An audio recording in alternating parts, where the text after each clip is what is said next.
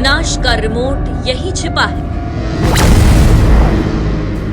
यहां मौन में गूंजे त्रिनेत्र की पुकार। यहीं से शुरू होता है नया संसार।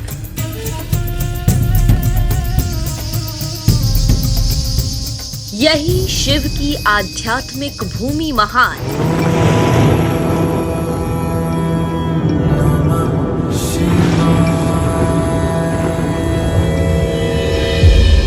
यही विवाह यात्रा का अद्भुत स्थान।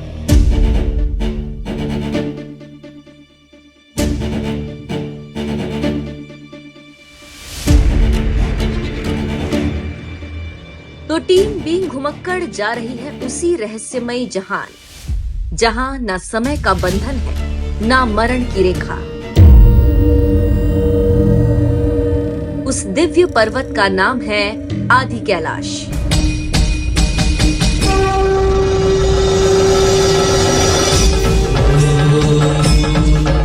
आदि मतलब आरंभ, कैलाश मतलब शिव भूमि।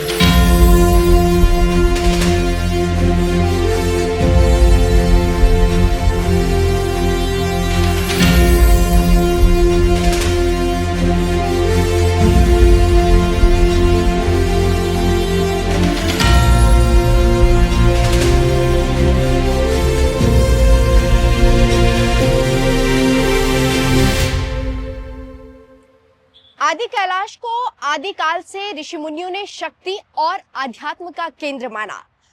हाल के सालों में यहाँ की यात्रा बेहतर हुई है, लेकिन कुछ साल पहले तक यहाँ जाना कैलाश मानसरोवर से भी ज्यादा मुश्किल था। कई लोग आदि कैलाश व्यक्तिगत ज्ञान और शांति के लिए भी जाते हैं, लेकिन इस अद्भुत स्थान पर जाना आज भी उतना आसान नहीं है। लेकिन बीइंग घुमक्कड़ का काम ही यही है, जहां कोई नहीं जाता वहां हम जाते।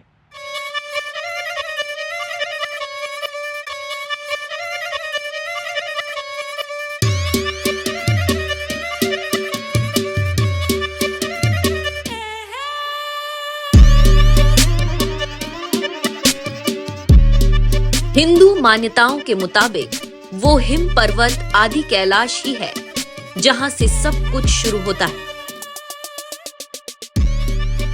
हमारे ऋषि मुनि मानते थे आदि कैलाश महादेव की वो भूमि है जहां से एक दिन प्रलय आएगा।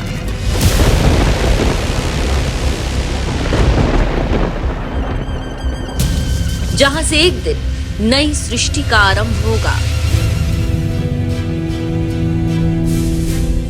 ऐसे आदि कैलाश के रहस्यों की परत दर परत हटाने, कैलाश मानसरोवर छोड़ महादेव आदि कैलाश क्यों आए ये समझाने, एक के बजाय 5-5 कैलाश क्यों हैं ये जानने, अचानक से कुछ साल पहले ही आदि कैलाश की यात्रा चर्चा में क्यों आई ये पता लगाने, पार्वती कुंड पर डुबकी लगानी है, गौरी कुंड में डुबकी लगाने से क्यों बचना है।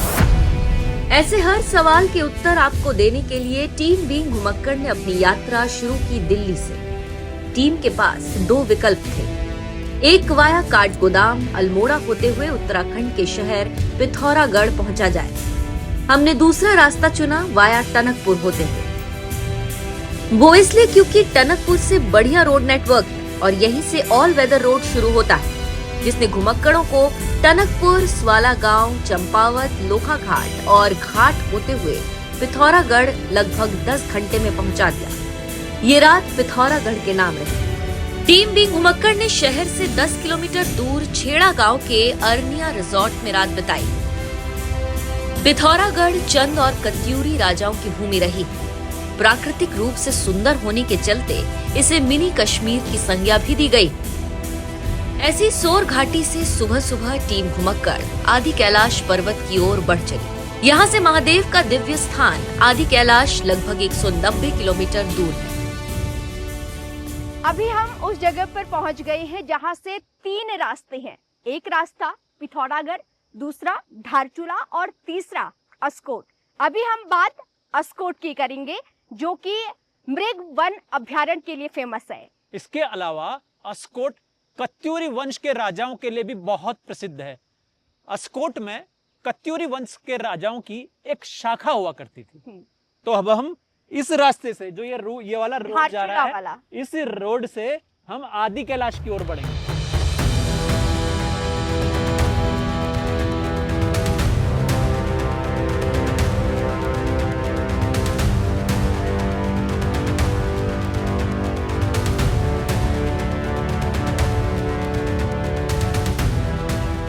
अस्कोट के बाद कई महत्वपूर्ण पड़ाव इस यात्रा में आते हैं, जैसे सोना पहाड़, चमूवत, जौलजीबी। जौलजीबी वो स्थान है जहां काली और गोरी नदी का मिलन होता है। इसके आगे बड़ा पड़ाव आता है धारचूला। ज्यादातर ट्रैवलर और तीर्थयात्री दिल्ली से धारचूला तक भी डायरेक्ट सफर कर लेते हैं। धारचूला भारत और नेपाल को व्यापारिक सांस्कृतिक रूप से जोड़ने वाला मुख्य शहर है। पिथौरागढ़ या धारचूला से ही टूरिस्ट्स के लिए इनर लाइन परमिट बनते हैं। परमिट के साथ ही आदि कैलाश तक जाया जा सकता है। यही टूरिस्ट्स और तीर्थ यात्रियों का मेडिकल चेकअप भी होता है। देखा जाए तो धारचूला तक रोड नेटवर्क बहुत शानदार है, लेकिन असल इम्तिहान इसके आगे के 140 किलोमीटर की दूरी के दौरान होता है। इस रास्ते में कभी रोड मिलती है तो कभी पूरी की पूरी सड़क गायब दिखाई देती है। ऐसा इसलिए होता है क्योंकि कहीं कहीं पहाड़ काफी कच्चे हैं और थोड़ी सी बारिश होते ही लैंडस्लाइड हो जाता है।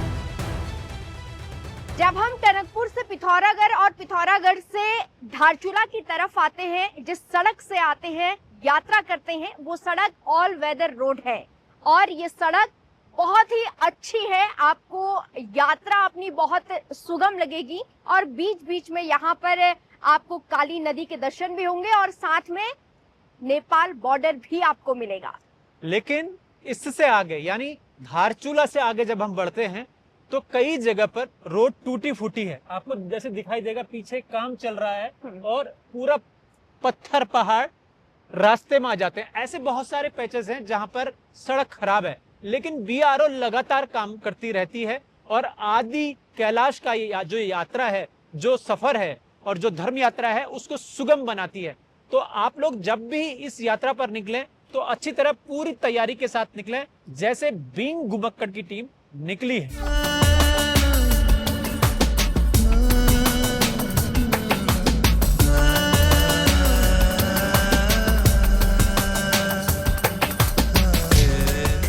कठिनाइयां होते हुए भी लोग जीवन में एक बार आदि कैलाश के दर्शन करने अवश्य जाना चाहते हैं, ठीक हमारी तरह। कठिनाई सिर्फ यात्रा की ही नहीं होती, सांसें भी उखड़ने लगती है। वजह है धारचूला के बाद लगातार समुद्र तल से ऊंचाई बढ़ती रहती है और ऑक्सीजन कम होती जाती है। जब कड़कड़ाती ठंड का कॉकटेल इस कठिनाई में और जुड़ती है तो समझो मुसीबत कैसी हो जाती है। इस तीसरी मुसीबत का एहसास हमें पहाड़ी गांव गुंजी पहुंचते पहुंचते ही हो गया, जहां हम रात के अंधेरे में पहुंचे। बीइंग घुमक्कड़ ने फैसला किया गुंजी के बजाय नाबी में रात बिताई जाए। रात में यहाँ का टेम्परेचर -3 तक पहुंच गया। डिनर करने और रात्रि विश्राम के बाद जब उठे तो सामने एक खुशनुमा सुबह थी और पहाड़ बर्फ से घिरे थे।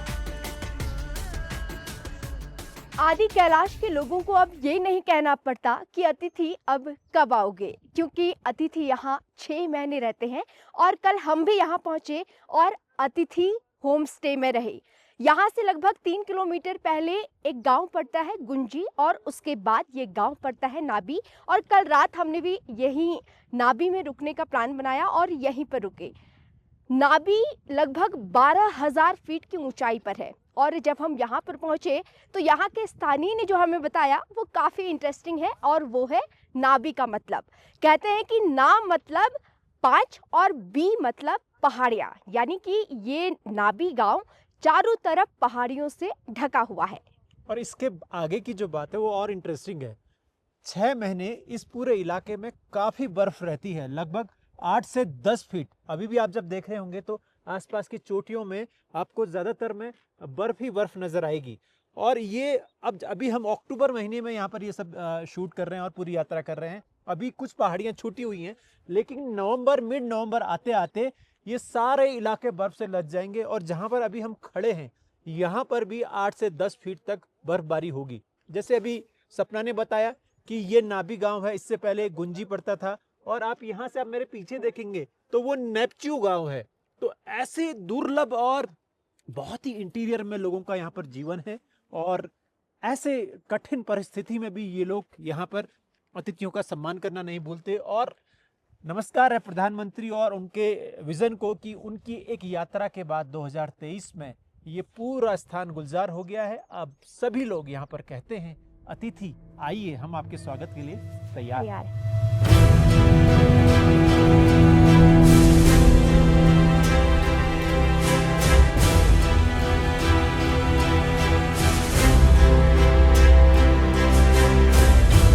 नाभि से आदि कैलाश तक की यात्रा अद्भुत और अकल्पनीय। यहाँ से आगे सड़क सिंगल जरूर है, लेकिन नजारे बेहद खूबसूरत और हैरान करने वाले शुरू हो जाते हैं। कहीं पथरीले पहाड़ तो कहीं बर्फ की चादर रास्ते में लगातार बनी रहती है। साथ ही यांगती नदी का साथ कभी अकेला पड़ने नहीं देता। कभी कभी लगता है लद्दाख की वादियों में है, तो कभी लगता है यूरोपियन देशों की यात्रा पर निकले हैं।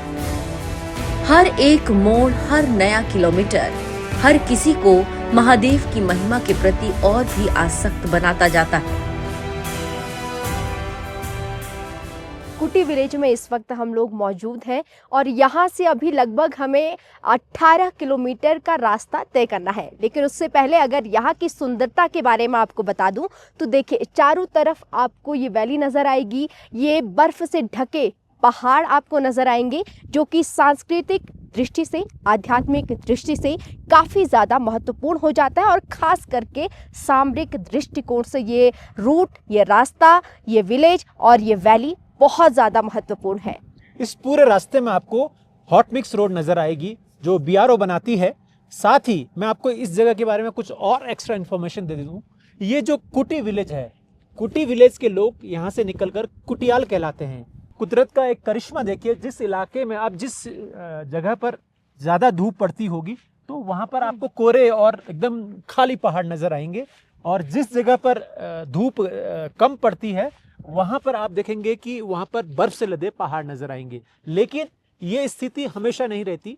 6 महीने ये पूरा इलाका बर्फ से लदा रहता है। यहाँ पर आना जाना कठिन हो जाता है। यहाँ पर सिर्फ एसएसबी और आईटीबीपी के जवान ही रहते हैं। जहाँ पर इस वक्त हम खड़े हैं, ये जगह भी बर्फ से लबालब भर जाती है। यहाँ पर कुछ नहीं दिखाई देता, सिर्फ आर्मी का कन्वॉय ही इस इलाके में आ जा सकता है। और यहाँ से जब हम आगे बढ़ते हैं तो यहाँ से आगे बढ़ते हुए आईटीबीपी के जवान चेकिंग करते हैं, तब जाके आप आगे की यात्रा कर पाते हैं। और वो भी होता है कुटी विलेज।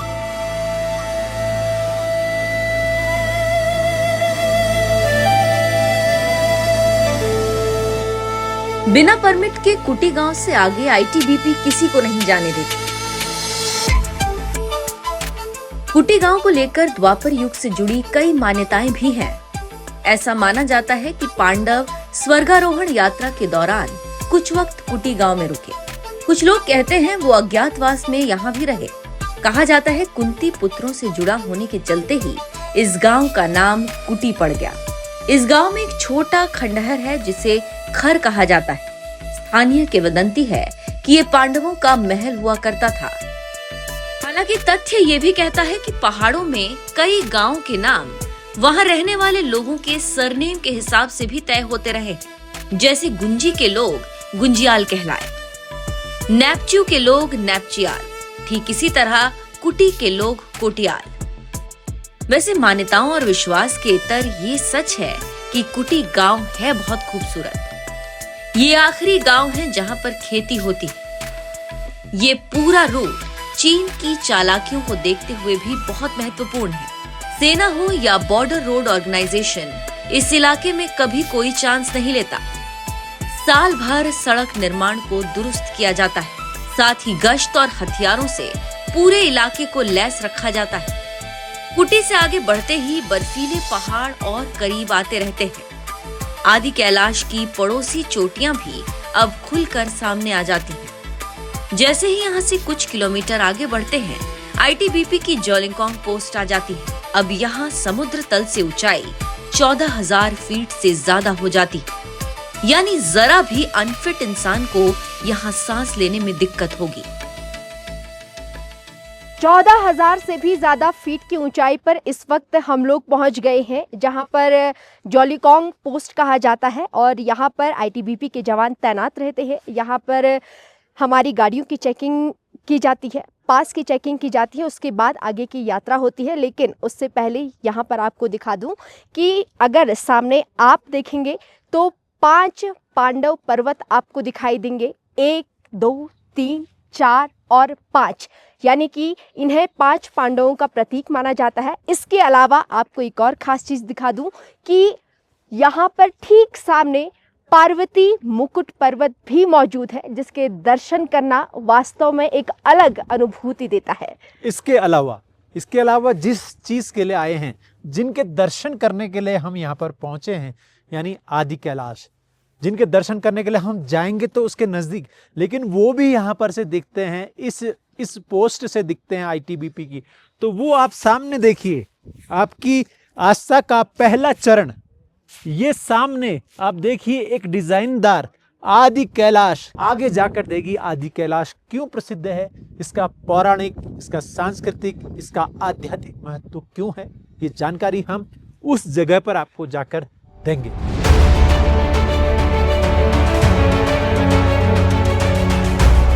जॉलिंगकॉन्ग से लेकर आदि कैलाश मंदिर और पार्वती सरोवर तक पैदल भी जाया जाता है। मंदिर के मुहाने तक 4 व्हीलर का रास्ता भी है।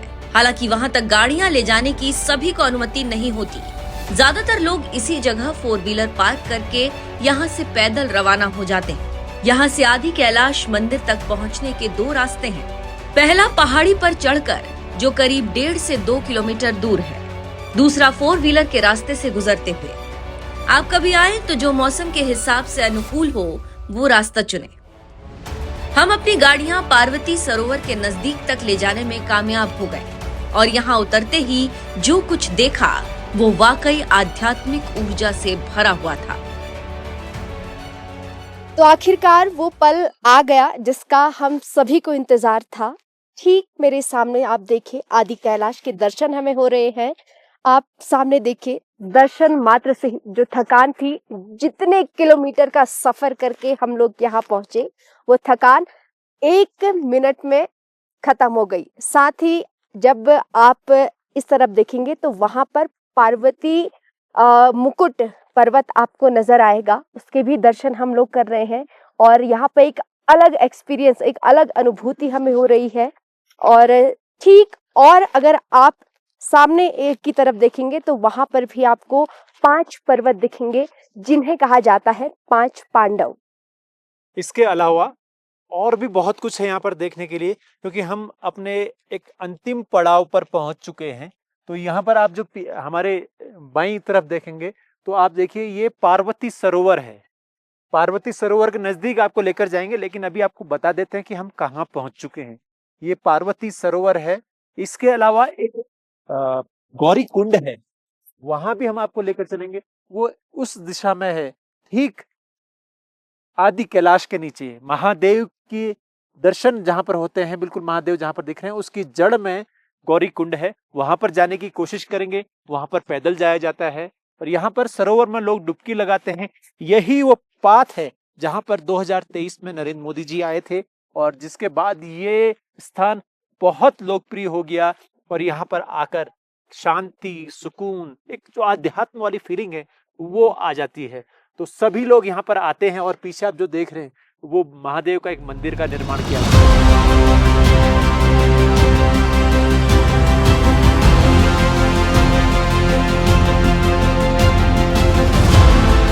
इस मंदिर के गर्भगृह में महादेव का स्वयंभू शिवलिंग और देवी पार्वती विराजित है।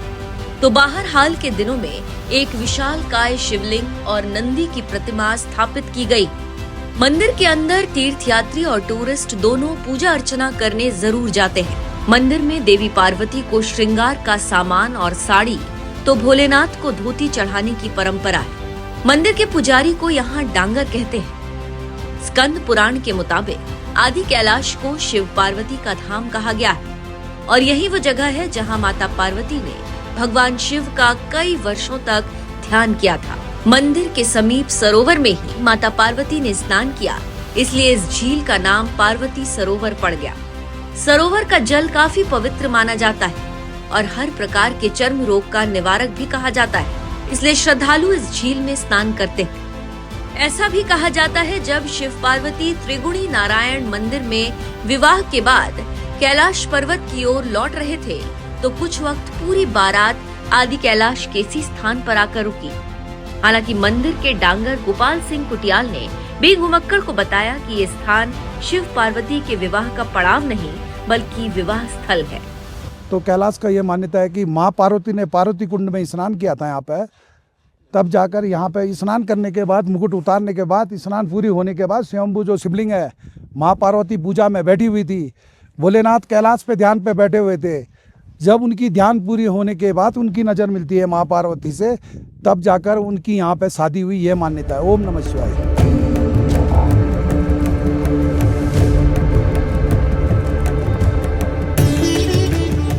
आदि कैलाश के इसी स्थान से जुड़ी कुछ और मान्यताएं भी हैं। पहली ये कि राक्षस राज रावण को भगवान शिव से 10 सिर का वरदान इसी जगह पर मिला। दूसरा ये कि यही वो स्थान है जहां से एक दिन पृथ्वी पर आने वाली प्रलय की शुरुआत होगी। तीसरा ये कि पृथ्वी पर नए युग का सूत्रपात भी इसी धरा से होगा।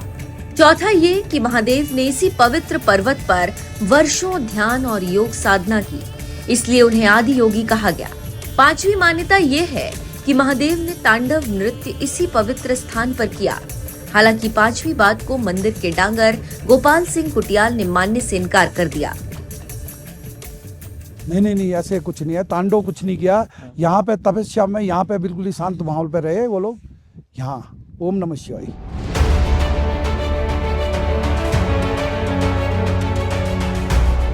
आदि कैलाश को छोटा कैलाश भी कहते हैं। माउंट कैलाश तिब्बत में पड़ता है, जहां जाने के लिए भारतीयों को वीजा की आवश्यकता होती है। लेकिन आदि कैलाश की चोटी और मंदिर भारत के पिथौरागढ़ जिले में आता है।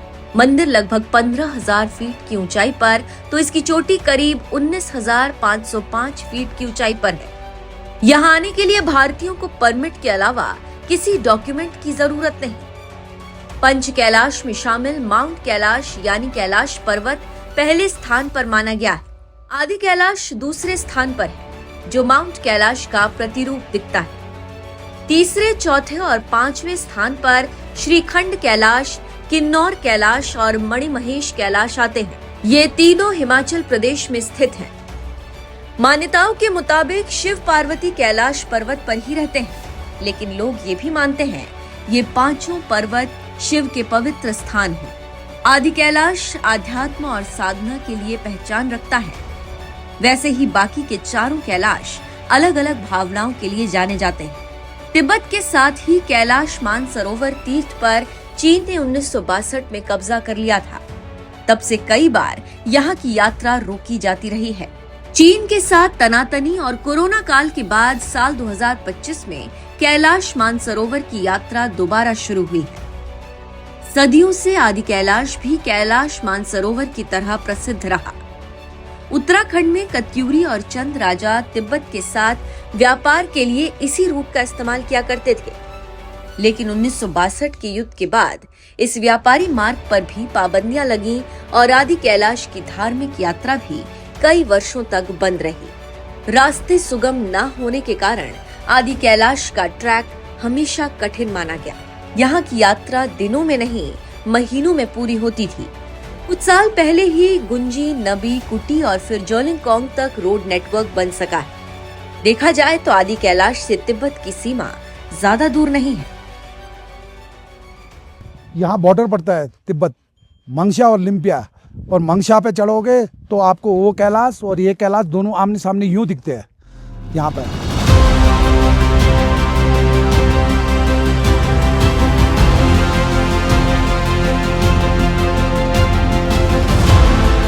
आदि कैलाश तक पहुंचने का पूरा रूट हम आपको पहले ही बता चुके हैं, लेकिन ये भी जानना जरूरी है कि यहाँ कब आना है, कब नहीं। मई से अक्टूबर के बीच ही आदि कैलाश पहुंचा जा सकता है।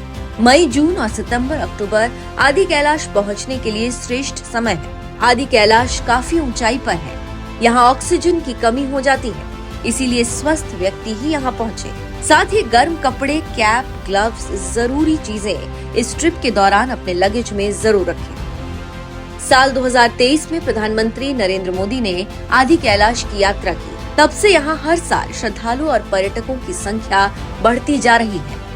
इसके बावजूद उच्च क्वालिटी के होम स्टे अब तक यहाँ नहीं बन सके, जिससे लोगों को दिक्कतों का सामना करना पड़ता है। खैर, शांति, सुकून और आध्यात्म की तलाश में आने वाले लोग यहाँ पहुंचकर इन सब समस्याओं को भुला देते हैं, एक बीन घुमक्कड़ की तरह। भुलाने से याद आया, आप सोच रहे होंगे गौरी कुंड की यात्रा तो दिखाई ही नहीं। तो अभी आपसे इतना ही कहेंगे, अगले एपिसोड तक इंतजार कीजिए। जल्द गौरी कुंड के ऐसे रहस्य आपके सामने आएंगे जो कभी आपने नहीं सुने होंगे।